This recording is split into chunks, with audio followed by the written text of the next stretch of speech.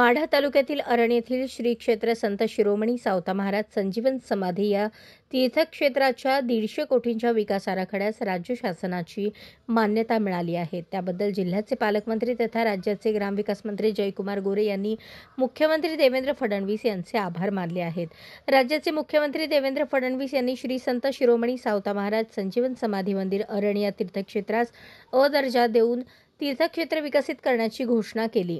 त्यानुसार महाराष्ट्र शासनाच्या ग्रामविकास विभागांतर्गत श्री क्षेत्र संत शिरोमणी सावता महाराज संजीवन समाधी मंदिर तीर्थक्षेत्रास अ वर्ग दर्जा देण्यात आला असून तीर्थक्षेत्र विकासासाठी 17 जुलै 2025 रोजीच्या मंत्रिमंडळाच्या बैठकीसमोर आराखडा सादर करण्यात आला आणि त्यानुसार त्यास मान्यता देऊन 150 कोटी इतक्या रकमेचा विकास आराखड्यास मंत्रिमंडळाच्या बैठकीत मान्यता देण्यात आली।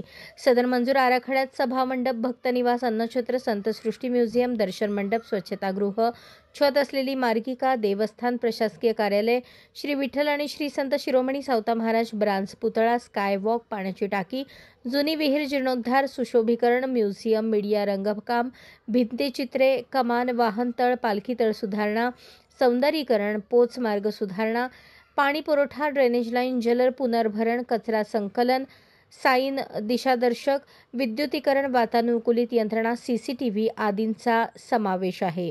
सदर विकास आराखडा तयार करण्यासाठी राज्याचे ग्रामविकास आणि पंचायत राज मंत्री, जिल्ह्याचे पालकमंत्री जयकुमार गोरे यांनी आराखड्याच्या अनुषंगाने ग्रामविकास विभागामार्फत शासन स्तरावर विशेष पाठपुरावा केला आहे।